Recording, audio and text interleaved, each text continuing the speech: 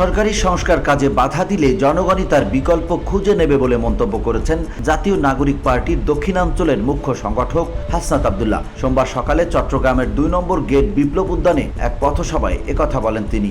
আমাদের জীবন থাকতে আমরা স্পষ্ট ভাষায় বলতে চাই, হাসনাত আব্দুল্লাহ বেঁচে থাকতে, বাংলাদেশে লক্ষ লক্ষ হাসনাত আব্দুল্লাহ রয়েছে, বেঁচে থাকতে এই সংস্কার কার্যক্রমের যদি বাধা বিশেষ করে সচিবালয় থেকে আসে, সেটা কঠোর হস্তে সেটাকে জনগণকে সাথে নিয়ে সেটাকে প্রতিরোধ করা হবে।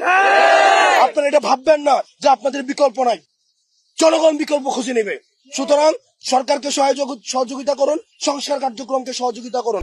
দ্বিতীয় দিনের মতো জুলাই হত্যার বিচারের দাবিতে জনমত গড়তে পথসভার আয়োজন করে দলটি। সেখানে এনবিআরকে দুর্নীতির আতুরঘর বলে মন্তব্য করেন হাসনাত অভিযোগ করেন, এখন সচিবালয়ের যেসব কর্মকর্তারা আন্দোলন করছেন তারাই ৫ আগস্টের আগে বিগত সরকারকে সমর্থন দিয়েছিল।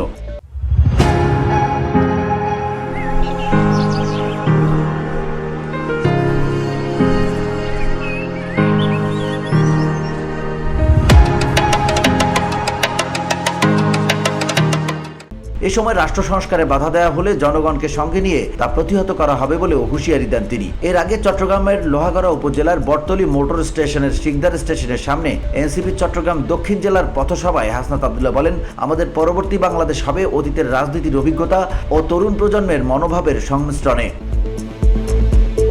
VOD Bangla news desk.